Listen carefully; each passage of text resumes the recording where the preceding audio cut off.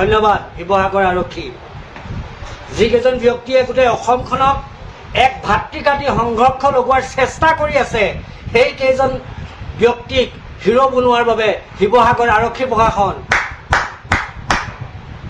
সেইকেইজন ব্যক্তিক যিকেইজন ব্যক্তিয়ে অসাংবিধানিক কাম কৰি আছে, যিকেইজন ব্যক্তিয়ে আইন বিৰোধী কাম কৰি আছে, সেইকেইজন ব্যক্তিক শিৱসাগৰ আৰক্ষী প্ৰশাসনে হিৰো বনোৱাৰ বাবে এনেকৈ হ'ব লাগে। আৰক্ষী প্ৰশাসন বুলি ক'লে এনেকুৱাই হ'ব লাগে।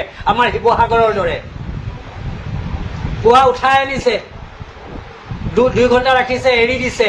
গামোচা পিন্ধাই দিব লাগিছিলে, গামোচা পিন্ধাই এৰিব লাগিছিলে। ইমান ভাল কাম কৰিছে। অসমতে থাকি অসমৰ ব্যৱসায়ীয়ে অসমত ব্যৱসায় কৰিব নোৱাৰিব। তেনেকুৱা ব্যক্তিৰ ওপৰত গুণ্ডামি দেখায়, তেনেকুৱা ব্যক্তিৰ ওপৰত ভণ্ডামি দেখায়, আৰু সেই ব্যক্তিসকলক আটক কৰি 2 ঘণ্টা ৰাখি এৰি দিয়াৰ বাবে চাবাছ শিৱসাগৰ আৰক্ষী প্ৰশাসন।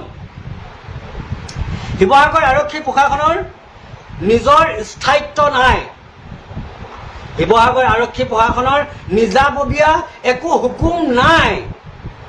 নহ'লে একেখিনি ব্যক্তিয়ে কেনেকৈ বাৰম্বাৰ ইমান ভুল কৰি থকা পাছতো নিজাববীয়া এক গোচৰ তৰি পেলাই সেইসকলক গ্ৰেপ্তাৰ কৰিব পৰা নাই শিৱসাগৰ আৰক্ষী প্ৰশাসন।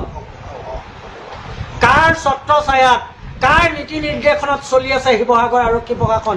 এজন মানুহে দেখোন এটা কবিতা লিখিলেই গ্ৰেপ্তাৰ হৈ যায়। তেনে ক্ষেত্ৰত বাৰম্বাৰ ব্যক্তিক, অসমৰ ব্যক্তিক টাৰ্গেট কৰি হাৰাশাস্তি কৰি আছে। কিয় সাহস দেখাব পৰা নাই শিৱসাগৰ আৰক্ষী প্ৰশাসনে? কাৰ কাৰণে? কাৰ আৰ্থিক পুষ্ট হৈ আছে সেইসকল ব্যক্তি, যিসকল ব্যক্তিক লৈ আপোনালোকে ভয় কৰি আছে?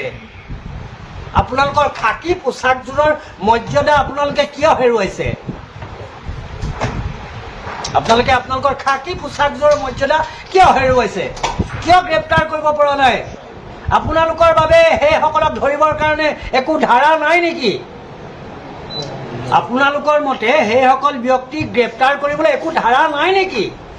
যদি নাই, চেলুট আপোনালোকক। আপোনালোকৰ ধাৰা ওলোৱা নাই এতিয়ালৈকে সেইসকল ব্যক্তিক গ্ৰেপ্তাৰ কৰিবলৈ। আৰু কিমান দিন থাকিব এনেদৰে?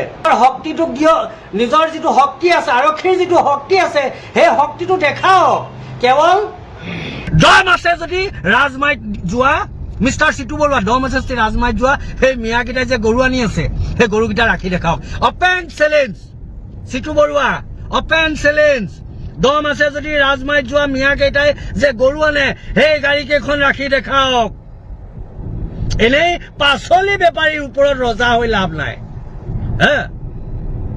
মিয়াৰ ওপৰত, পাচলি বেপাৰী মিয়াকেইটাৰ ওপৰত ৰজা হৈ লাভ নাই। দম আছে যদি গৰু বেপাৰীকেইটাৰ ওপৰত ৰজা হৈ দেখাওক। চাওঁ, আপুনি চাওঁ। জ্ঞান নথকা মিষ্টাৰ চিটু বৰুৱা, আপুনি খন্তেক সময় আগতে কৈছে যে মিয়া মানে বাংলাদেশী। এই কথাটো একেবাৰে উঠাই লওক। থকা মিষ্টাৰ চিটু বৰুৱা, অসমৰ মাটিকালি কিমান? অসমত কিমানখন জিলা আছে? অসমখনত কিমান জাতি জনগোষ্ঠী আছে আপুনি জানেনে? অকমানো জ্ঞান নাই। একদম স্পষ্ট কথা কৈছো।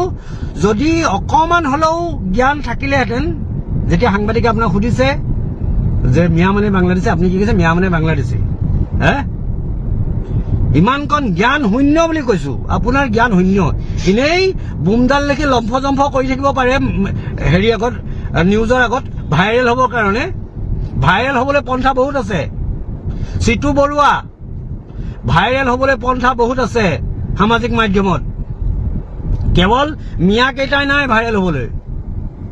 আৰু মানুহে ভাবিছে যে চিটু বৰুৱাক কোনোবাই বেগ দিছে, কোনোবা নাই। সেই ৰাজনৈতিক নেতাৰ ছাপৰ্ট পাবৰ কাৰণে, ৰাজনৈতিক নেতাৰ ছাপৰ্ট পাবৰ কাৰণে, ৰাজনৈতিক নেতাৰ আৰ্থিক পুষ্ট হ'বৰ কাৰণে এই যিখন ৰচনা ৰচি আছে, কিন্তু একো নাপায়, একো নাপায়। আপোনাৰ দৰে নেতাক ৰাজনৈতিক নেতাই চাহত যেনেকে মাখি পৰিলে এনেকে পেলাই দিয়ে নাই, আপোনাৰ লেখীয়া নেতাক দুদিনমান ইউজ কৰিব, তাৰপিছত চাহত মাখিটো পৰিলে যেনেকে পাখি খিলাত ধৰি পেলাই দিয়ে, তেনেকে পেলাই দিব। নেভাবিব যে চিৰ জীৱন এনেকে মূৰত হাতখন দি থৈ দিব। আৰু সেই হাতখন পাবৰ কাৰণে চেষ্টা কৰি আছে, সেই হাতখন পাবৰ কাৰণে চেষ্টা কৰি আছে। আৰু এনেকুৱা ধৰণৰ ভৌগোলিক জ্ঞান নথকা মানুহে ৰাজনৈতিক নেতাৰ হাত এনেও নাপায় মাথাত। কাৰণ ইমান মানে অপৰিপক্ক অপৰিপক্ক মানুহৰ মূৰত ৰাজনৈতিক নেতা এনেও হাত নথয়। আপুনি